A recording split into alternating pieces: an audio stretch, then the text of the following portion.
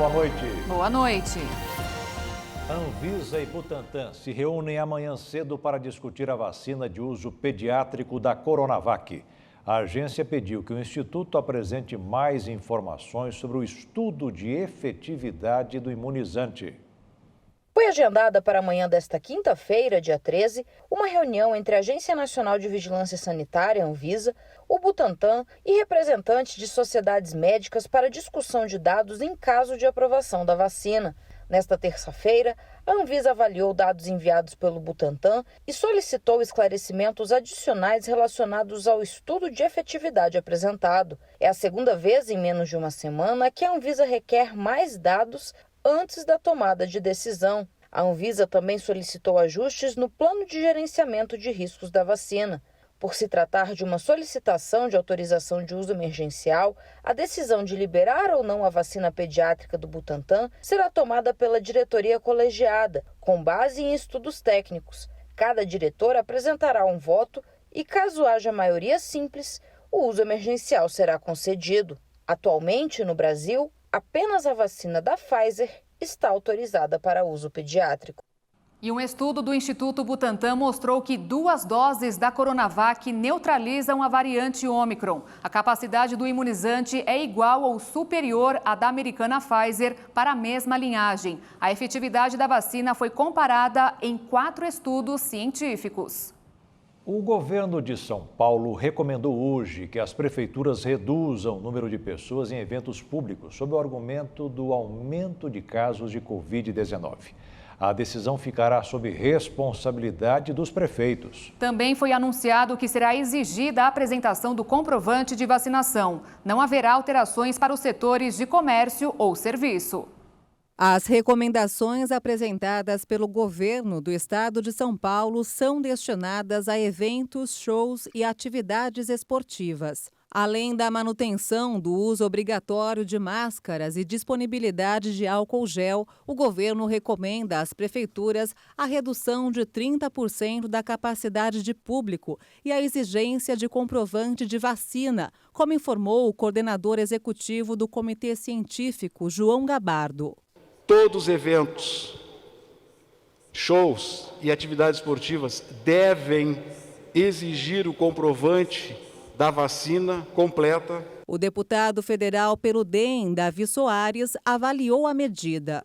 Muito embora a gente entenda que o governo está tentando, digamos assim, a diminuição do contágio, a grande verdade é que o cartão de vacinação é mais uma tentativa do governo que não vai funcionar.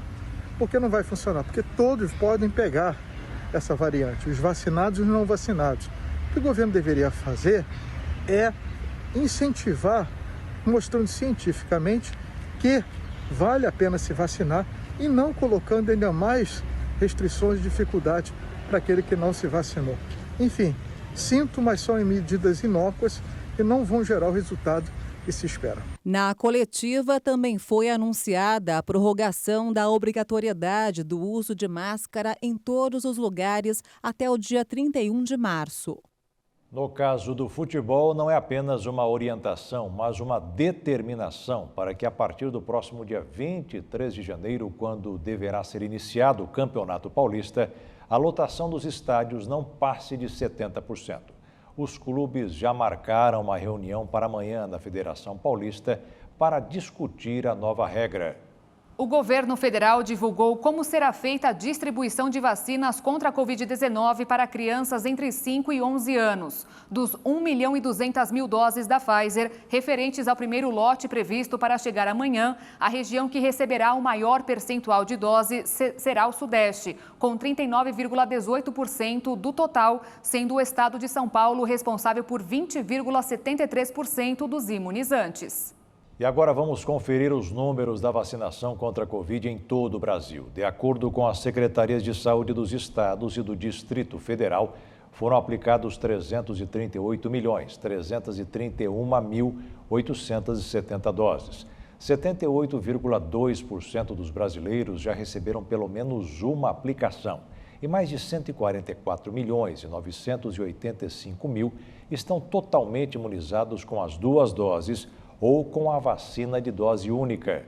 A Associação Brasileira de Medicina Diagnóstica recomendou hoje que as pessoas com casos leves ou que não apresentem sintomas de Covid-19 não devem ser submetidas a exames. O motivo, segundo a Abramed, é o risco de desabastecimento dos testes para detectar o coronavírus. A entidade reconhece a importância do exame, mas a demanda aumentou muito com os novos casos, além do surto de gripe. E a Pfizer planeja produzir de 50 a 100 milhões de vacinas adaptadas para a variante Ômicron do coronavírus no primeiro trimestre de 2022. A medida é um reflexo das preocupações de que os atuais imunizantes precisem ser ajustados para novas cepas do vírus. A farmacêutica também está testando combinações híbridas da vacina para atingir várias formas de coronavírus, assim como doses maiores. A Petrobras comunicou nesta terça-feira os reajustes dos preços da gasolina e do diesel pelas distribuidoras, mas na manhã de hoje, alguns consumidores procuraram os postos que comercializavam combustíveis com os preços não reajustados. Confira na reportagem de Kleber Werneck. Uma parada obrigatória e estratégica para o bolso. Aumentou o preço, o senhor correu já para abastecer, para aproveitar o preço antigo? Isso, para aproveitar o preço antigo, abasteci ontem. Encheu o tanque? Enchi. Você ficou sabendo do aumento do preço dos combustíveis? Fiquei sabendo ontem pela televisão. E já correu para abastecer, para aproveitar o preço ainda antigo? Pois é o jeito, né? E vai encher o tanque? Vou encher o tanque. Quanto mais a gente conseguir economizar, melhor, né? Qualquer centavo faz diferença? Qualquer milímetro de centavo faz diferença total nesse momento que a gente vive. Muitos motoristas correram para os postos de combustíveis após a Petrobras anunciar o aumento nos preços da gasolina e do diesel nas refinarias. A estatal informou que o preço médio da gasolina para as distribuidoras passará de R$ 3,09 para R$ 3,24 por litro, o que representa um aumento de 4,85%. O valor do diesel vai subir de R$ 3,34 para R$ 3,61 por litro, alta de 8,08%. E nas bombas, o aumento médio deve ser de 11 centavos para o litro da gasolina e 24 centavos para o litro do diesel. Mas o reajuste não acontece imediatamente, ainda vai demorar alguns dias. Os postos só podem cobrar os novos preços quando os novos estoques chegarem. Isso justifica essa corrida para encher o tanque. Quanto ao posto que está com estoque ou sem estoque, isso depende muito de cada um. E ele tem uma política que ele pode adotar. Por exemplo, se ele tiver estoque, ele aguarda mais um pouco, porque é uma decisão independente dele. E o que receber o produto com preço novo, ou esperar receber o produto com preço novo, é uma condição também que cada um toma por sua livre e espontânea vontade.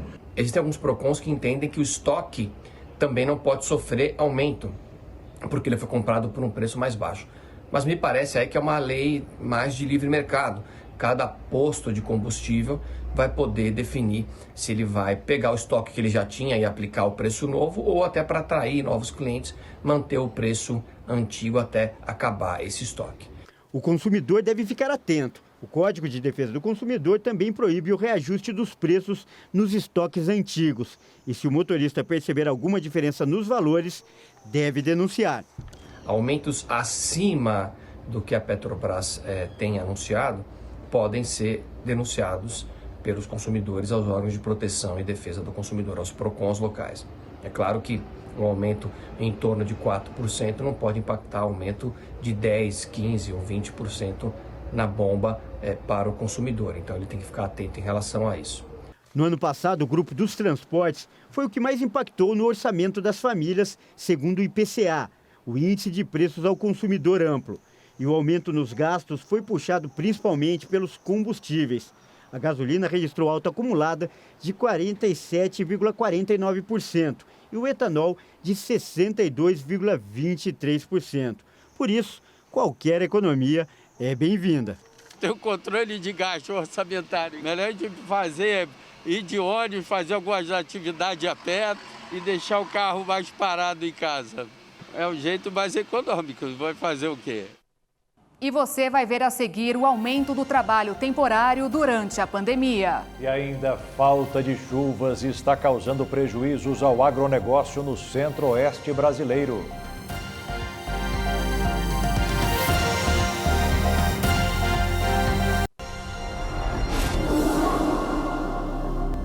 As vagas de trabalho temporário saltaram durante a pandemia. O setor avalia que a flexibilidade do modelo de empregos por um curto tempo foi favorecido no decorrer do período. As incertezas na economia durante a pandemia contribuíram para turbinar o patamar de contratações de trabalhadores temporários.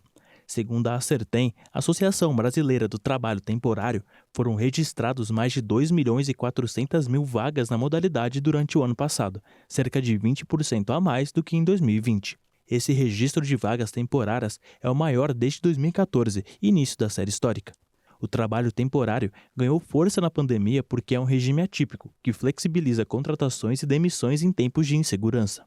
O aumento no número de contratações neste modelo está atrelado à alta taxa do número de demissões que ocorreram no início da crise do coronavírus. Com a chegada da variante Ômicron e os diversos afastamentos de trabalhadores, a Acertem notou uma baixa adesão a novos trabalhadores, já que as empresas estão com receio de abrir vagas no momento.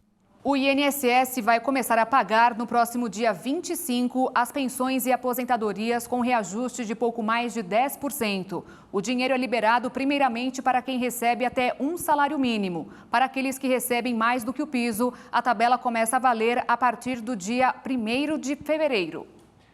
São Paulo incluiu o maior número de novos beneficiários no Auxílio Brasil e é o segundo estado com mais famílias inscritas no programa social no país.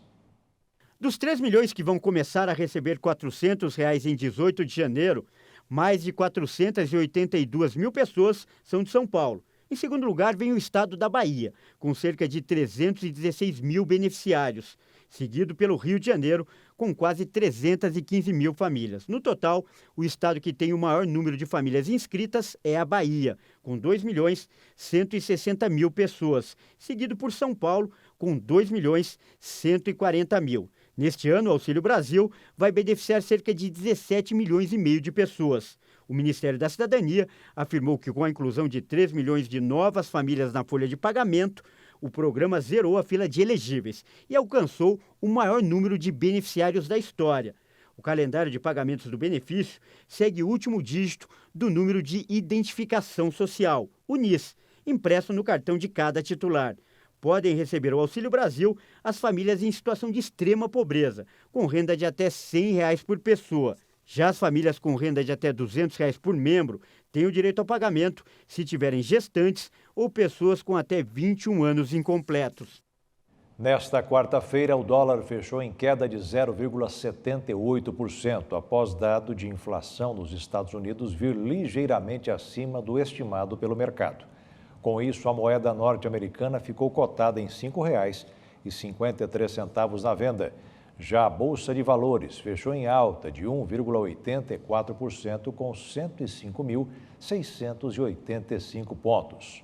As empresas captaram 596 bilhões de reais no mercado de capitais no Brasil no ano passado, um recorde da série monitorada pela Associação Brasileira das Entidades do Mercado Financeiro e de Capitais. O volume representa um crescimento de 60% em relação aos níveis de 2020, no mercado ano marcado pelo início da pandemia. Das captações do ano passado, pouco mais de 128 bilhões foram com ações, o que também foi um recorde.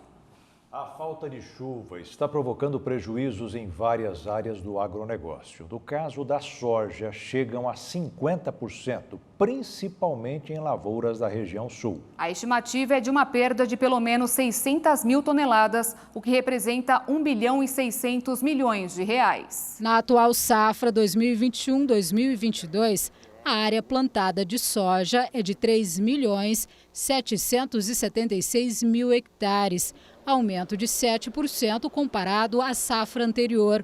Mas a produção total ainda está na base da expectativa, de 12 milhões de toneladas, já que muitos produtores que iniciaram a semeadura em setembro registram prejuízo. Como ela foi plantada em setembro, ela já estava mais adiantada e a seca foi tão forte, a temperatura tão alta, que aqui a gente estimou que ela está madurando cerca de 20 dias antes da época adequada. Então uma lavoura dessa tinha potencial para 60, 70 sacos, hoje ela vai produzir então de 30, 35, a gente vai fazer a colheita dela daqui a uns dias. Em algumas regiões, as perdas podem chegar a 50% das lavouras. Os municípios no sul do estado são os mais impactados com a estiagem. Naviraí, Ivinhema, Nova Andradina e Jardim estão sofrendo com chuvas irregulares. No mesmo município, há áreas que estão tendo prejuízos e outras não. Em compensação, as regiões centro e norte do estado devem registrar boa colheita. São Gabriel, Chapadão do Sul, um pedaço lá em Costa Rica, em cima da serra, lá que é muito boa a região, está chovendo e não vai ter esse problema de quebra de safra. A falta de chuvas atingiu também outras atividades do agronegócio. Em relação à pastagem, Eldorado, Mundo Novo e o Pantanal não conseguiram renovar o pasto por conta da estiagem. Já era para ter pasto alto, esse gado, uma oferta maior de gado para abate, e hoje não está conseguindo por falta de pasto. Nós temos algumas regiões aqui, Douradina e Vicentina, que as granjas estavam com problema de água para os frangos, teve que carregar de caminhão-pipa. Então, todo o estado tem problema com seca. E aí, essa cadeia toda sofre nos custos de produção. O decreto de emergência publicado pelo governo do estado é uma alternativa para ajudar os produtores que estão tendo perdas. Quando tem uma perda generalizada, a seguradora não tem muito como alegar que foi má cuidado do produtor, alguma coisa desse tipo. E com os agentes financeiros também é outra ferramenta importante, porque aquele produtor que não tiver condições de honrar com o compromisso com o banco, é uma ferramenta que facilita essa negociação com o banco. E os alunos do ensino médio terão novidades no retorno às aulas. A lei do novo ensino médio, que foi aprovada em 2017, entra em vigor neste ano e traz várias mudanças. Entre elas, o aumento das horas das aulas e alterações da grade do currículo escolar. O modelo curricular do novo ensino médio permite que os jovens optem por uma formação técnica ou profissional nos 3 últimos anos da educação básica. Quando concluir o ensino médio regular, o aluno poderá receber um diploma de curso técnico ou profissionalizante para entrar no mercado de trabalho. Para que a proposta seja viabilizada, as escolas públicas e privadas vão manter os alunos mais tempo na sala de aula. O tempo dedicado ao ensino, que era de 4 horas em média, passará a 5 horas por dia. Ao final do ano, o total de horas letivas chegará a 1.000, o que representa um aumento de 200 horas se comparado com o modelo anterior. As disciplinas do ensino médio não serão abordadas individualmente, como acontece no modelo antigo. A partir de agora, elas estão organizadas em 4 áreas do conhecimento: ciências da natureza e suas tecnologias, ciências humanas e sociais aplicadas, linguagens e suas tecnologias e matemática e suas tecnologias. Mas as alterações não excluíram as disciplinas tradicionais da grade, como língua portuguesa, matemática, biologia, física, química, artes, educação física, língua inglesa, filosofia, geografia, história e sociologia, que vão continuar no currículo escolar. Neste novo modelo, os conteúdos serão trabalhados de maneira integrada nas salas de aula. A disciplina de artes, por exemplo, poderá ser trabalhada em conjunto com história. Outra novidade vai ser o chamado projeto de vida, que será oferecido para o aluno tentar entender suas aspirações. A ideia é ajudar o estudante a compreender o que ele quer para o seu futuro, ao mesmo tempo que entende como a escola pode ajudá-lo a alcançar o objetivo. E daqui a pouco você vai ver: governo lança programa de incentivo à pesca no Brasil. E veja ainda, o primeiro-ministro do Reino Unido pede desculpas por participar de festa durante a pandemia.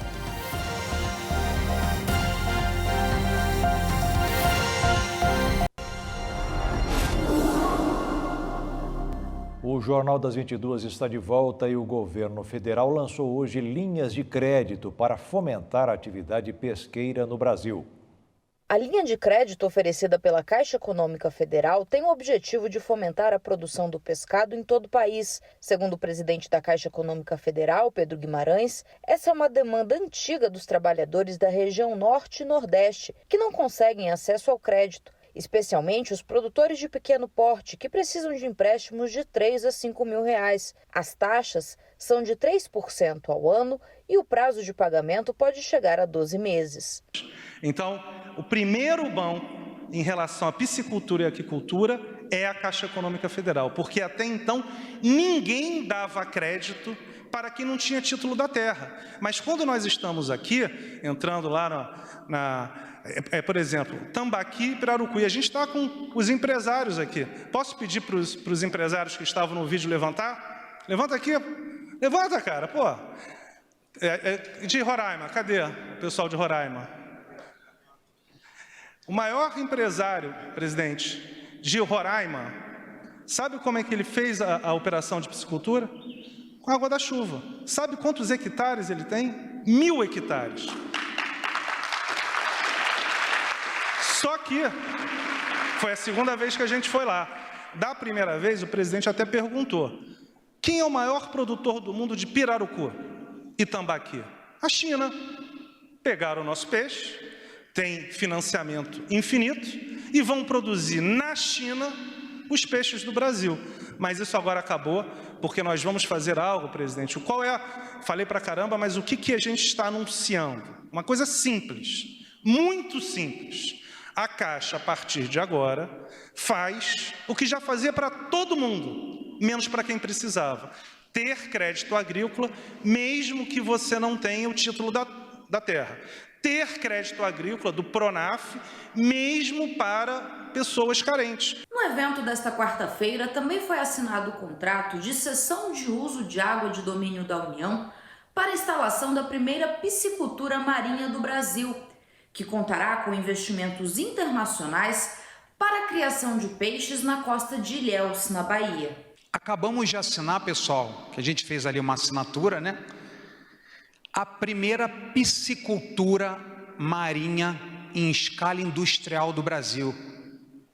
Forever Oceans, qual quero agradecer e parabenizar, que estão fazendo um grande empreendimento em Ilhéus, na Bahia, o qual eu participei do lançamento da Pedra Fundamental, terra do meu querido ministro João Roma, e ali, Carla, vão ser produzidas 16 mil toneladas, é isso, João? Por ano de seriola, peixe-boi. E isso, John, olho de boi, desculpa. E isso, John, eu te agradeci lá e vou repetir as palavras. Isso é uma inspiração para todos os empresários brasileiros. Isso traz uma luz para o grande potencial da piscicultura marinha que a nossa nação tem. 8.500 quilômetros de costa.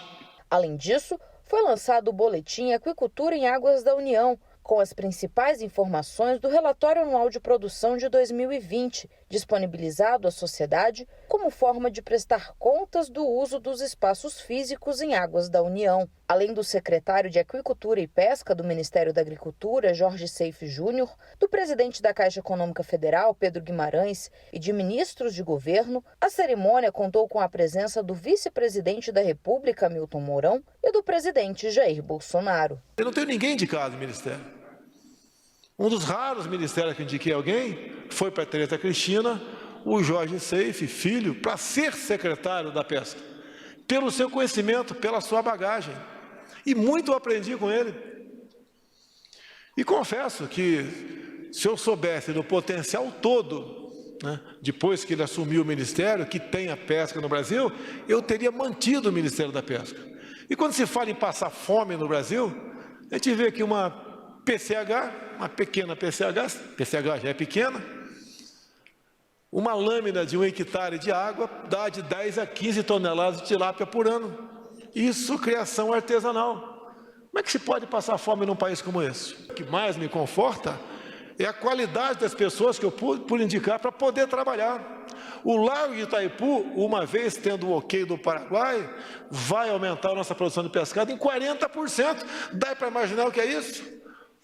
Um lago completamente inútil no momento, a não ser, obviamente, para a geração de energia. Assim se muda o Brasil.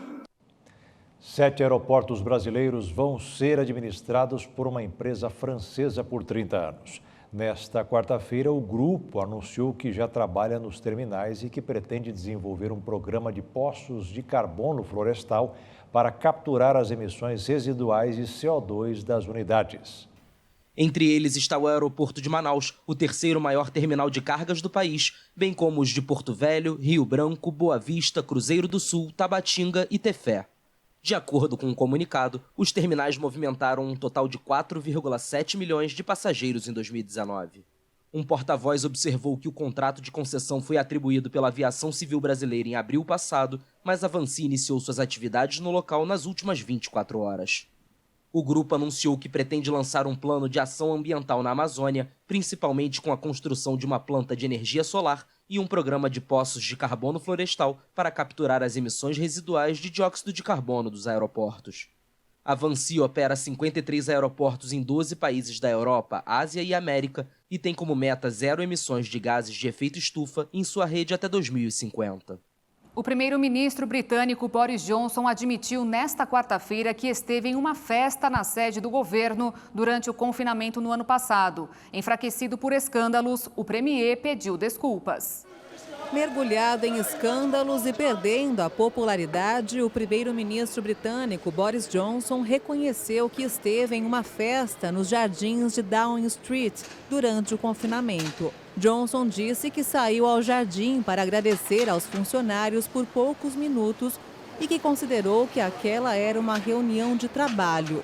With hindsight, I should have sent everyone back Dito inside. isto, eu deveria ter mandado todos de volta para dentro, deveria ter encontrado outra maneira de agradecê-los e deveria ter reconhecido que mesmo que pudesse tecnicamente estar dentro das orientações, havia milhões e milhões de pessoas que simplesmente não veriam as coisas assim. Pessoas que sofreram terrivelmente, que foram proibidas de encontrar seus entes queridos dentro ou fora. E a eles e a esta casa, eu ofereço minhas sinceras desculpas.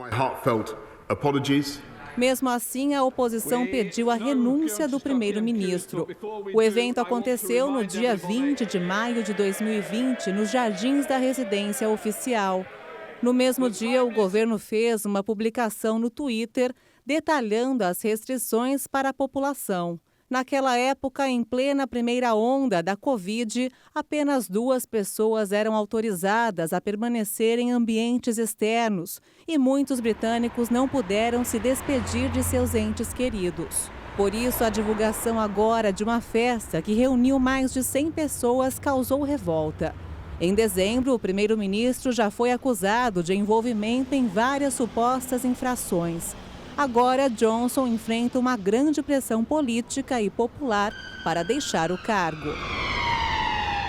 No mundo, já foram aplicados mais de 9 bilhões e 530 milhões de doses de vacinas contra a Covid, de acordo com a Universidade de Oxford. A China continua na liderança com 2 bilhões e 910 milhões de aplicações.